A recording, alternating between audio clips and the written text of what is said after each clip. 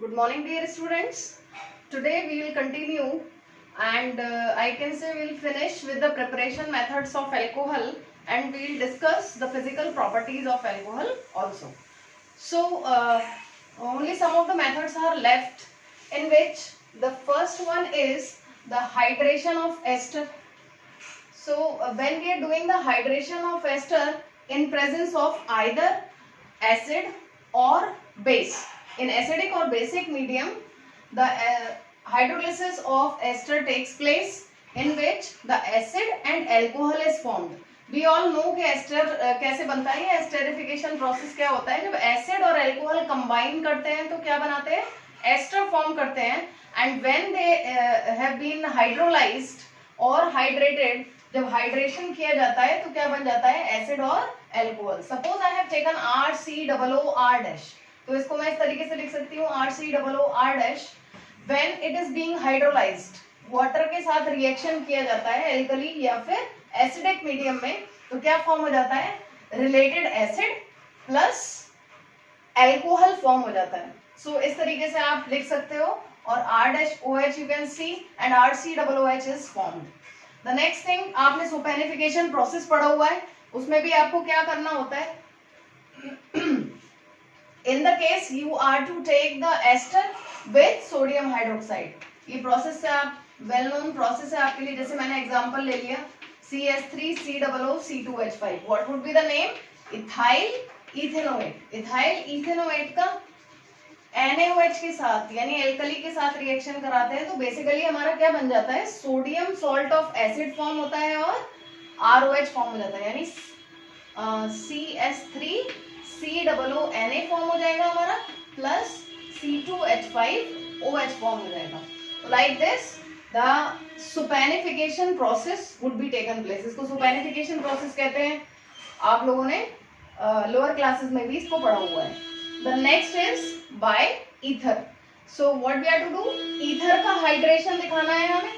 तो ईथर के हाइड्रेशन पे ईथर क्या होता है, ROR. ये सिमेट्रिकल भी हो सकता है और अनसिमेट्रिकल भी हो सकता है. ठीक है, तो ROR में मैं यहाँ पर CH3O भी ले सकती हूँ या CH3OC2H5 भी ले सकती हूँ. If we are taking the symmetrical ether, तो जो हमारा अल्कोहल फॉर्म होगा वो two molecules of same alcohol, जैसे कि हम यहाँ देख पा रहे हैं. इसको इस तरीके से दिखा सकते हो आप, ROH एंड ROH. तो सेम अल्कोहल फॉर्म हो रहे हैं, टू मॉलिक्यूल. लेकिन अगर आप अनसिमेट्रिकल ले रहे हो तो टू डिफरेंट अल्कोहल का मिक्सचर आपको मिल जाएगा. जैसे कि suppose if we are taking CH3OC2H5 plus water, so you would be getting the mixture of methyl alcohol. देखिए आपको क्या मिल रहा है, methyl alcohol and ethyl alcohol. So you are getting the mixture of methyl and ethyl alcohol. So basically ether के hydration पे भी हमें क्या मिलता है, अल्कोहल मिलता है. ठीक है, thereafter एक नेक्स्ट रह जाता है मेथड, जिसको हम नाइट्रोजन कंटेनिंग कंपाउंड में बेसिकली पढ़ने वाले हैं, बट इसका भी ओवरव्यू ले लेते हैं. देखिए आपको क्या करना है, you are to take the primary amine. Primary amine means RNH2. RNH2 का मतलब क्या हुआ आपका, RNH2 का मतलब ये हुआ कि आप, या प्राइमरी का मतलब क्या हुआ कि आपका अमाइन ग्रुप जो है वो डायरेक्टली एक कार्बन से जुड़ा हुआ, जिस कार्बन से जुड़े वो एक कार्बन से जुड़ा हुआ होना चाहिए. ठीक है, तो यहाँ हमने ले लिया RNH2. Then we are to react with nitrous acid. ये क्या है, नाइट्रस एसिड. नाइट्रस एसिड तो हम लोगों ने पढ़ा हुआ है. नाइट्रस एसिड का फॉर्मूला क्या होता है, HNO2. और हम लोगों ने जब डाइजोनियम सॉल्ट फॉर्म किया था, डायएज़ोटाइजेशन पढ़ा था, तो ये देखा था कि HNO2 को डायरेक्टली नहीं लिया जा सकता किसी भी रिएक्शन में, क्योंकि ये स्टेबल नहीं है. So what we are to take, we are to take the mixture of NaNO2HCl. NaNO2HCl का जब हम मिक्सचर लेते हैं, ठीक है, उसको हीट करने पे क्या बन जाता है, HNO2 बन जाता है. अब HNO2 को हम किस तरीके से लिख सकते हैं, HONO. जैसे HNO2 का स्ट्रक्चर बनाएंगे तो उस फॉर्म में हमने लिख लिया HONO के फॉर्म में. Now what you are to do, आपको RNH2 को 3 पार्ट्स में क्लीव करना है, यानी दो जगह से बॉन्ड को तोड़ना है. एक तो R और N के बॉन्ड को और एक N से H के बॉन्ड को. तो इस तरीके से याद करने के लिए आप करेंगे कि R के नीचे आप OH लिख दीजिए, N के नीचे H लिख दीजिए और H2 के नीचे O लिख दीजिए. तो आपको प्रोडक्ट ध्यान में रहेंगे, यानी इस केस में ROH फॉर्म होगा, N2 फॉर्म होगा और वाटर फॉर्म होगा. Now if suppose I am taking one example, इसको एक दो एग्जाम्पल से समझ लेते हैं। देखिए सपोज मैंने ले लिया CH3CH2NH2, इसका नाम क्या है, 2 कार्बन है तो इसका मतलब इथाइल, और कौन सा ग्रुप लगा हुआ है, अमाइन, इथाइल अमाइन। इसको जब आप HNO2 के साथ रिएक्ट करेंगे तो जैसे कि मैंने आपसे कहा कि कार्बन और नाइट्रोजन के बीच का बॉन्ड तोड़ना है, उसके नीचे लिख देना है OH, N और H के बीच का बॉन्ड तोड़ना है, यहाँ लिख देना है N, और H2 के नीचे O, HONO, HNO2 मतलब HONO, ठीक है। So what we are getting, यहाँ हमें क्या मिल रहा है, ethyl alcohol, nitrogen and water. ध्यान रखना है कि एरो पे आपको NaNO2HCl लेना है। नाउ द नेक्स्ट थिंग, अगर मान लीजिए हम यहाँ पर ले लेते हैं C6H5NH2, तब भी रिएक्शन सेम तरीके से होगी, ठीक है। तब हमें क्या दिखाई दे रहा है, C6H5NH2 की जगह हम लेते हैं, सॉरी, C6H5CH2NH2, बेंजाइल अमाइन, ठीक है ना। ये ग्रुप क्या होता है, ये मैंने आपको क्या बताया, बेंजाइल, ये बेंजाइल ग्रुप होता है। इस पर अगर आप NH2 लगा दोगे तो बेंजाइल अमाइन हो जाएगा। बेंजाइल अमाइन की जब ये रिएक्शन आएंगे तब भी यही करना है आपको, नाइट्रोजन और कार्बन के बीच का बॉन्ड तोड़ के यहाँ OH लगाना है, N के नीचे N लगाना है, H2 के नीचे O। So what you are getting here, you are getting benzyl alcohol. So इस तरीके से आप एलिफेटिक और एरोमेटिक अल्कोहल दोनों प्राइमरी अल्कोहल से फॉर्म कर सकते हैं। देयरआफ्टर ये दोनों कमर्शियल मेथड हैं मिथाइल अल्कोहल और इथाइल अल्कोहल को फॉर्म करने के लिए। बेसिकली मिथाइल अल्कोहल को किससे कमर्शियली या इंडस्ट्रियली फॉर्म किया जाता है, बाय द वाटर गैस, ठीक है। सो वाटर गैस के through we are to take the red hot carbon on which we are to pass steam. Red hot carbon पर स्टीम पास करते हैं in presence of a catalyst that is iron chromite FeCrO4 at 473 Kelvin temperature.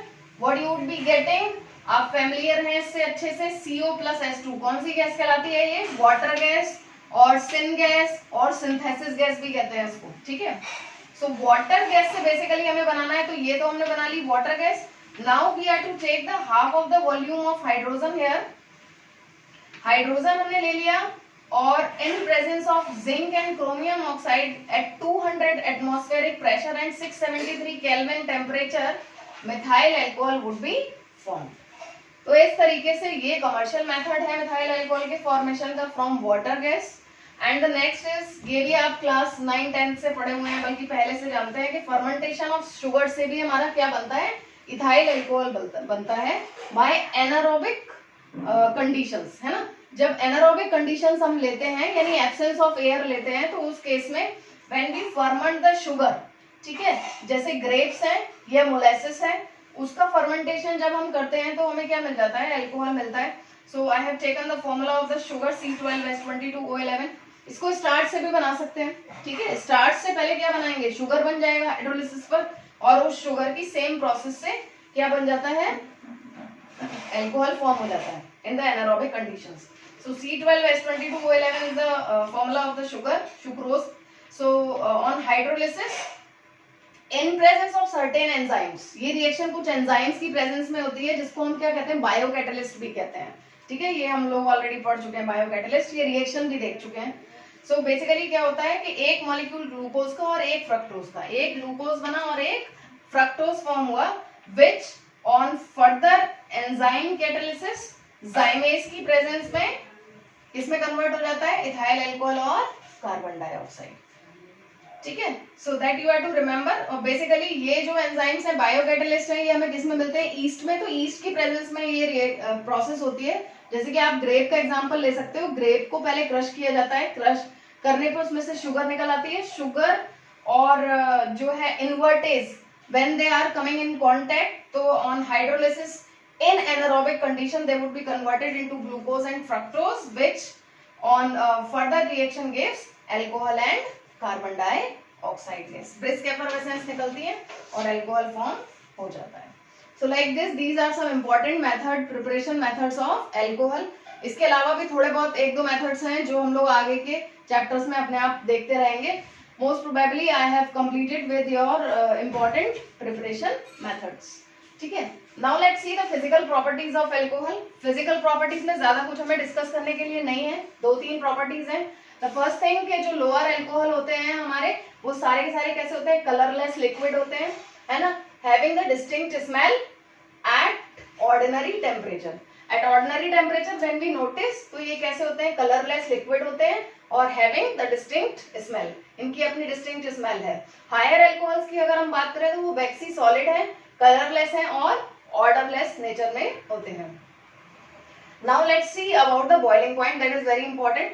ठीक है, boiling point की अगर हम बात करें और कंपैरिजन करें, if we are comparing with the corresponding जो है हाइड्रोकार्बन, अगर हम एलिफेटिक हाइड्रोकार्बन से या एरोमेटिक हाइड्रोकार्बन से भी फिनॉल की कंपैरिजन करेंगे, तो हम क्या देखते हैं कि इनका बॉइलिंग पॉइंट कंपैरेटिवली ज्यादा होता है. इसी तरीके से अगर मैं करस्पॉन्डिंग एल्काइल हैलाइड से कंपैरिजन करूं अल्कोहल की, वो एल्काइल हैलाइड जिसका मॉलिक्यूलर मास और अल्कोहल जिसका मॉलिक्यूलर मास ऑलमोस्ट सेम हो, उसकी भी कंपैरिजन करें तो अल्कोहल का हम क्या देखते हैं, बॉइलिंग पॉइंट ज्यादा होता है. Why it is so, because they form intermolecular hydrogen bonding.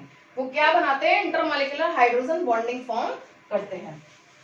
So let's see here, जैसे हम देख पा रहे हैं कि ROH, कोई सा भी R आपने सपोज ले लिया यहाँ पे, तो ROH like this, it is forming the intermolecular hydrogen bonding and so on. So intermolecular hydrogen bonding बनाने की वजह से क्या होता है, इनका बॉइलिंग पॉइंट इनकी कंपैटिबिलिटी वाले एल्काइल हैलाइड या फिर एरोमेटिक और एलिफेटिक जो हाइड्रोकार्बन है उनसे ज्यादा होता है. तो आपसे कंपैरिजन पूछ ली जाए 2-3 में, तो आप क्या करोगे, अल्कोहल का सबसे ज्यादा रखोगे. ठीक है, फर्दर जैसे जैसे हमारी R चेन बढ़ती चली जाती है, ठीक है, अगर मैं कहूं N propyl alcohol and butyl alcohol and pentyl alcohol, तो with the increase in the molar mass obviously boiling point would be increase. ठीक है, तो वहां आप ये देखेंगे कि with the increase in alkyl chain, आप एक पॉइंट लिख सकते हैं, with the increase in alkyl chain the boiling point would be increase. Molecular mass increase हो रहा है इसलिए बॉइलिंग पॉइंट इंक्रीज होगा. लेकिन अगर मैं आइसोमेरिक अल्कोहल की बात कर रही हूँ, यानी मैं सपोज मैं N पेंटाइल अल्कोहल की बात कर रही हूँ, आइसो की बात कर रही हूँ और नियो की कर रही हूँ. ठीक है, I am saying CH3 CH2 CH2 CH2 CH2OH, N pentyl alcohol हो गया.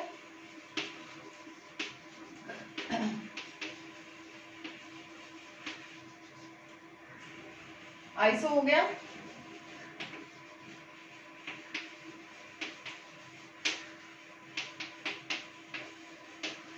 और नियो हो गया. इनमें अगर कंपैरिजन पूछे तो हम लोगों ने हेलो एल्केन में भी पढ़ा था, जैसे जैसे ब्रांचिंग इंक्रीज होती जाती है बॉइलिंग पॉइंट डिक्रीज होता जाता है. क्यों, क्योंकि ये डायरेक्टली प्रोपोर्शनल होता है सरफेस एरिया के. तो जैसे जैसे ब्रांचिंग इंक्रीज होती जा रही है, सरफेस एरिया हमारा कम होता जा रहा है. इट मीन्स कि इनका बॉइलिंग पॉइंट कम होता जाएगा. तो आप ऐसा भी मेंशन कर सकते हो कि जैसे जैसे ब्रांचिंग बढ़ती चली जाती है वैसे वैसे हमारा क्या होता जाता है, बॉइलिंग पॉइंट कम होता जाता है. दूसरी चीज आप ये मेंशन कर सकते हो, जो प्राइमरी होते हैं उनका बॉइलिंग पॉइंट सबसे ज्यादा होता है, सेकेंडरी में उससे कम होता है, टर्शरी में उससे भी कम होता जाता है, क्योंकि वो भी it leads also to the branching.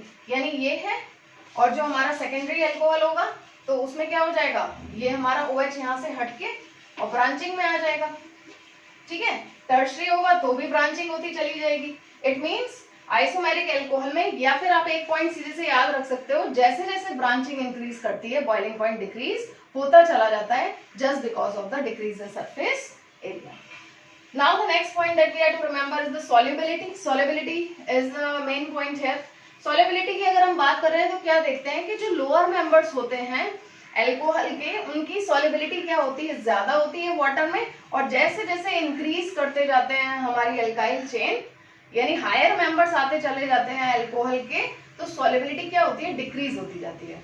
The first thing कि solubility क्यों ज्यादा होती है अल्कोहल की, reason is obviously the hydrogen bonding. यहाँ आप क्या देख पा रहे हो, ROH. ठीक है, ये एक अल्कोहल है जो 3 तरीके से, मतलब 3 वाटर मॉलिक्यूल्स को सराउंड कर सकता है इस तरीके से. देखिए यहाँ पर हाइड्रोजन बॉन्डिंग हो रही है एक वाटर मॉलिक्यूल से H के थ्रू, OH से जुड़ रहा है. अब जो है दूसरे वाटर मॉलिक्यूल को भी यहाँ से जोड़ सकता है H के थ्रू, ठीक है ना। और ये H जो था ROH का, देखिए इस तरीके से,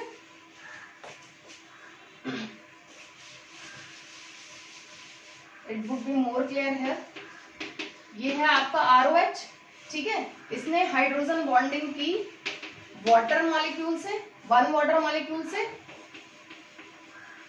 2 वाटर मॉलिक्यूल से, और ये जो H है ROH का, ये भी वाटर मॉलिक्यूल के साथ हाइड्रोजन बॉन्डिंग कर सकता है, किसके थ्रू, O के थ्रू। यानी वाटर मेरा मॉलिक्यूल ये है तो ये हाइड्रोजन बॉन्डिंग हो रही है, फिर ये फर्दर जुड़ते चले जाएंगे। तो इस तरीके से हम क्या देखते हैं कि लोअर अल्कोहल की क्या है, सॉल्युबिलिटी वाटर में ज्यादा होती है। लेकिन हमें क्या पता है कि हमारा जो R पार्ट होता है वो हाइड्रोफोबिक होता है नेचर में, ठीक है। जैसे जैसे अल्काइल चेन इंक्रीज करती चली जाएगी, यानी हायर अल्कोहल आते चले जाएंगे, वैसे वैसे क्या होगा, इसकी सॉल्युबिलिटी वाटर में कम होती जाएगी। तो आपको 2 चीजें याद रखनी है, सॉल्युबिलिटी अल्कोहल की ज्यादा क्यों होती है वाटर में, just because of intermolecular hydrogen bonding. And the next thing, दूसरी चीज क्या है कि जैसे हम हायर मेंबर्स में जाते चले जाते हैं, ठीक है, जैसे जैसे अल्काइल चेन यानी R जैसे जैसे इंक्रीज होता चला जाएगा, सॉल्युबिलिटी हमारी क्या होगी, डिक्रीज होती जाएगी। So that is all about your preparation method of alcohol and physical properties that we have completed. अच्छे से प्रैक्टिस कीजिए, your exams are about to come, so prepare well for the exams, ठीक है। ये chapter को भी आपको consider करना है, और हम लोग नेक्स्ट लेक्चर में केमिकल प्रॉपर्टीज से स्टार्ट करेंगे। Thank you.